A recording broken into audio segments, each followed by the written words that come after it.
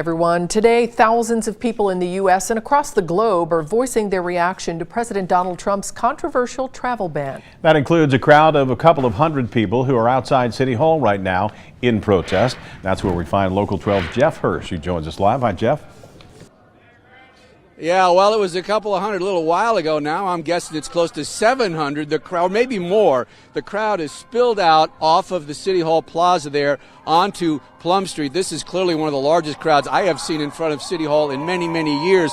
A little while ago, they were chanting "No wall, no ban." It's been a very orderly crowd, very energetic, very positive in terms of their beliefs that Donald Trump and his policies of travel bans and restrictions on Syrian refugees are not what these folks want for the United States. Now, earlier inside City Hall, about 100 people gathered with Mayor John Cranley to say that they want Cincinnati to remain a welcoming city for all.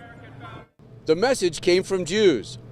We know that we were all created, B'Tselem Elohim, in the image of God, the Holy One, the Merciful One.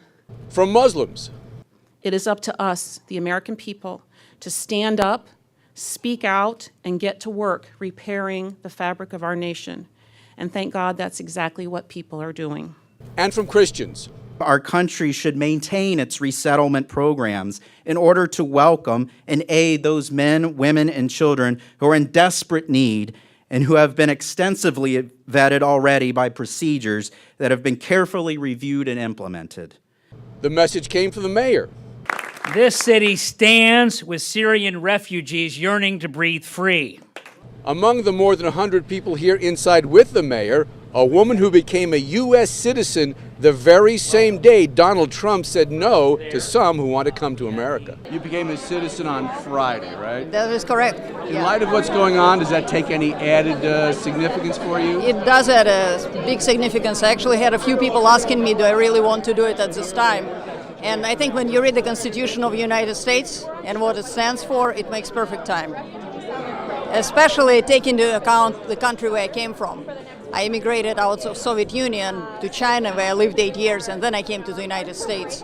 So the United States back in Soviet Union was always a beacon of freedom, equality, rights for all, and opportunities for all. You know, interesting, that was a coalition of religious leaders inside with the mayor and civic leaders. Interesting, the question of sanctuary city, what is it, what does it mean, and what is Cincinnati, how does Cincinnati fit into that? The mayor said that Cincinnati has been and will continue to be a sanctuary city. And he said, and the police chief said, that is the policy of the city and the police department, not to be immigration police. They'll enforce the laws, the criminal laws of Ohio and the city of Cincinnati, but they're not about doing immigration roundups. But the city council has not officially declared this a quote-unquote sanctuary city. This is an internal city policy. And council member Wendell Young is pushing a resolution that will declare the city of Cincinnati a sanctuary city. And he wants to have a vote on that next week. There's some question as to whether if that is an official declaration, if the federal government can withhold funding. County Commissioner Todd Portune said, no, that's not the case. So, you know, this is going to play out for a long time. But the crowd is big here, and it's getting bigger. Live at City Hall, Jeff Hirsch, Local 12 News, back to you. I'm not so sure, Jeff, that I can define what a sanctuary city is. Can you? It doesn't necessarily, or doesn't mean at all, that there will be harboring illegal people, though, does it?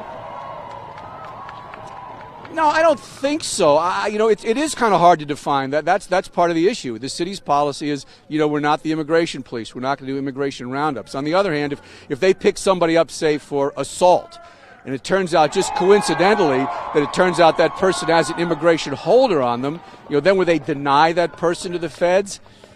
I kind of doubt that. On the other hand, are they just going to drive around and pick up people and say, you know, the feds say, go knock on this person's door? You know, no, they're not going to do that just because they think this person's undocumented. Right, and the Cincinnati police have never done that, right? No, they don't do it. Yeah. All right, Jeff Hirsch, thanks very much.